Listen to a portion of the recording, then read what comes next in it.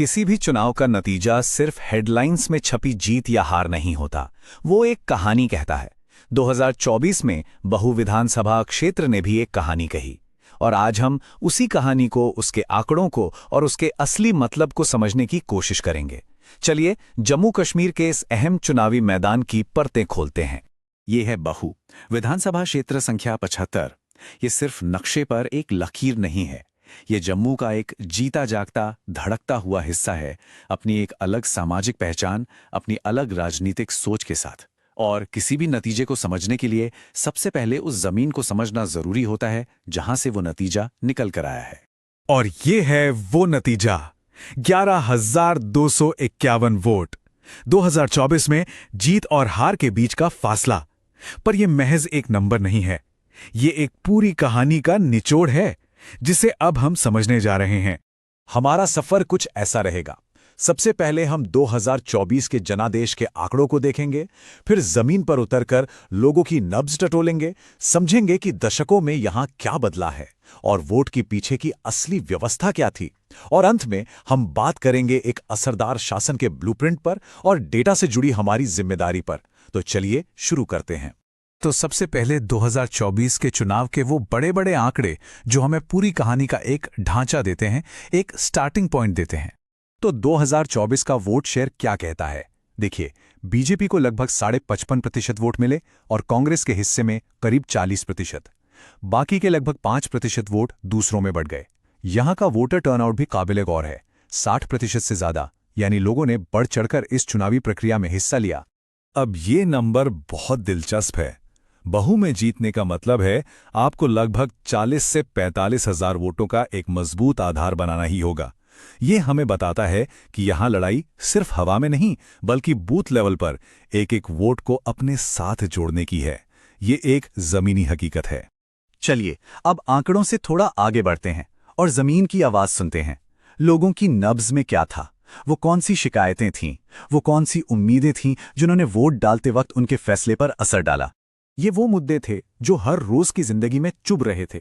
टूटी हुई नालियां, सड़कों में गड्ढे, पानी की सप्लाई जिसका कोई भरोसा नहीं, सीवेज और सफाई की दिक्कतें, हर तरफ कूड़े के ढेर, बिजली की कटौती और घंटों तक ट्रैफिक में फंसे रहना। और इन सब के ऊपर युवाओं के लिए सबसे बड़ी चिंता, बेरोजगारी। ये बड़ी बड़ी राष्ट्रीय बहसों से परे एक आम इंसान की असली चुनौतियां थीं। और ये हीट मैप देखिए, ये बताता है कि हर किसी के लिए मुद्दा एक जैसा नहीं था। जो शहरी वोटर थे उनके लिए नालियां और पानी सबसे बड़ी और तुरंत हल करने वाली समस्या थी। जो युवा थे उनके लिए जाहिर है नौकरियां और रोजगार सबसे गर्म मुद्दा था। वहीं ग्रामीण इलाकों और अनुसूचित जाति के लोगों के लिए सड़क और दूसरी बुनियादी सुविधाएं प्राथमिकता थी। एक जिम्मेदार लोकतंत्र की नींव ज़ाहिर एक बहुत सीधी सी बात पर टिकी होती है कि हर नागरिक की बात, उसकी शिकायत सम्मान के साथ सुनी जाए। जब लोगों की परेशानियां सुनी जाती हैं तो सिर्फ समस्या हल नहीं होती, बल्कि सरकार और जनता के बीच भरोसे का एक पुल बनता है। ये सिर्फ किताबी बातें नहीं हैं, ये एक अच्छी सरकार की पहली पहचान है। अब अपनी नजर को थोड़ा और चौड़ा करते हैं। 2024 का जो नतीजा है वो अचानक नहीं आया। ये पिछले 40 सालों में यहां की राजनीति में आए एक बड़े बदलाव का, एक पूरी तरह से उलटफेर का नतीजा है। जरा 1980 के दशक की तस्वीर देखिए। उस वक्त बीजेपी का वोट शेयर महज 5 से 8% के बीच था और दूसरी तरफ कांग्रेस और नेशनल कॉन्फ्रेंस गठबंधन का करीब 45 से 50% वोट पर एक छत्र राज था। ये उनकी गहरी पुरानी जड़ों को दिखाता है। और अब देखिए 2024, तस्वीर पूरी तरह से पलट चुकी है। बीजेपी का वोट शेयर बढ़कर 55.5% पर पहुंच गया है, जबकि कांग्रेस एनसी गठबंधन 40% से भी नीचे है। ये जो बदलाव है ये साफ दिखाता है कि इन दशकों में यहां की सियासी जमीन कितनी बदल गई है। ये ट्रेंड मैट्रिक्स इस पूरे सफर की कहानी नंबरों में बताता है। 1983 से देखिए बीजेपी का वोट शेयर कैसे धीरे धीरे लेकिन लगातार बढ़ता गया। 5% से शुरू होकर आज 55% के पार है। और वहीं दूसरी ओर कांग्रेस एनसी का वोट शेयर धीरे धीरे नीचे आया। ये आंकड़े एक बड़े लंबे राजनीतिक बदलाव की गवाही देते हैं। तो सवाल ये उठता है कि ये नतीजा बना कैसे? इसके पीछे कौन सी ताकतें काम कर रही थीं, कौन सी कमजोरियां थीं? चलिए अब वोट के पीछे के इस पूरे सिस्टम का विश्लेषण करते हैं। देखिए, हर राजनीतिक संगठन के दो पहलू होते हैं। एक तरफ उसकी ताकत, जैसे कि एक स्थापित ब्रांड, एक अनुशासित काडर और जमीन पर एक मजबूत नेटवर्क। तो दूसरी तरफ कुछ कमजोरियां भी होती हैं, जैसे स्थानीय शासन के मुद्दे जो अभी तक हल नहीं हुए, या फिर कुछ वोटर ग्रुप्स जैसे युवा या अनुसूचित जाति के बीच थोड़ी कमजोर पकड़। और सियासत सिर्फ अंदरूनी ताकत से नहीं चलती, कुछ बाहरी हवाएं भी होती हैं जो खेल का रुख तय करती हैं। जैसे राजनीतिक तौर पर एक मजबूत विपक्ष का खड़ा होना, आर्थिक तौर पर महंगाई और बेरोजगारी का दबाव जो हर किसी को महसूस होता है, सामाजिक तौर पर इस शहरी इलाके में लोगों की बढ़ती उम्मीदें, और तकनीकी तौर पर मोबाइल फोन की पहुंच जिसने डिजिटल कैंपेन को बहुत ताकतवर बना दिया है। तो इस पूरे विश्लेषण से एक ढांचा उभरकर सामने आता है, शासन के लिए एक ब्लूप्रिंट। हम इसे चतुर्मुख सिद्धांत या 4 पिलर डॉक्ट्रिन कह सकते हैं। चलिए इसके चारों स्तंभों को एक एक करके समझते हैं। पहला स्तंभ है चुनावी सिद्धांत। इसका फोकस साफ है, जो कोर वोट बैंक है उसे एकजुट रखना, साथ ही डोगरा पहचान जैसे स्थानीय भावनात्मक मुद्दों को समझना, शहरी इलाकों पर खास ध्यान देना और उन वोटरों पर नजर रखना जो किसी भी तरफ जा सकते हैं, जैसे कि युवा। दूसरा स्तंभ है संगठन, जो किसी भी पार्टी की रीढ़ की हड्डी होता है।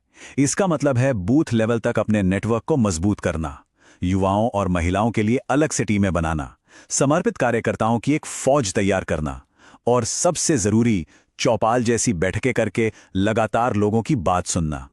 तीसरा स्तंभ है नैरेटिव, यानी कहानी। आप क्या कहानी सुना रहे हैं? यहां एक दोहरी कहानी है, एक तरफ परफॉर्मेंस यानी कामकाज की, और दूसरी तरफ आइडेंटिटी यानी पहचान की।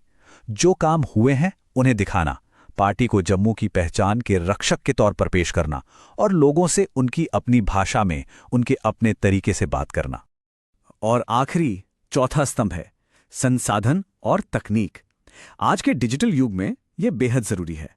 व्हाट्सएप और सोशल मीडिया पर एक तेज अभियान चलाना, हर इलाके के लिए अलग कंटेंट बनाना, फर्जी खबरों से लड़ने के लिए फैक्ट चेक टीमें बनाना, और डेटा का इस्तेमाल करके लोगों के मूड को लगातार समझते रहना। तो ये सब आंकड़े, ये सारी रणनीतियां हमें कहाँ ले जाती हैं? हमें ये याद रखना होगा कि सफर सिर्फ डेटा से वोट तक का नहीं है, बल्कि डेटा से लोगों की गरिमा तक का होना चाहिए। भारत का जो डेटा प्रोटेक्शन का कानून है, वो साफ कहता है हर नागरिक की प्राइवेसी, उसकी निजता और उसकी सहमति सबसे पहले है। और ये बात राजनीतिक दलों पर भी लागू होती है। लक्ष्य सिर्फ वोट जीतना नहीं हो सकता, लक्ष्य लोगों का स्थायी विश्वास जीतना होना चाहिए। तभी तकनीक हमारी सेवा करेगी, हमारा शोषण नहीं। तो आज के इस दौर में जहां हर चीज डेटा पर आधारित है, सबसे बड़ा सवाल यही है कि हम ये कैसे सुनिश्चित करें कि डेटा का इस्तेमाल हमेशा इंसान की गरिमा और सबके लिए बेहतर शासन की सेवा में हो। इस सवाल पर हम सबको सोचना होगा। यदि आप एक जन केंद्रित नेता बनना चाहते हैं और अपने निर्वाचन क्षेत्र का उत्थान करना चाहते हैं, तो blueprintstrategies.ai से mgr@blueprintstrategies.ai पर संपर्क करें या 08042041602 पर कॉल करें। राजनीति से परे उद्देश्य।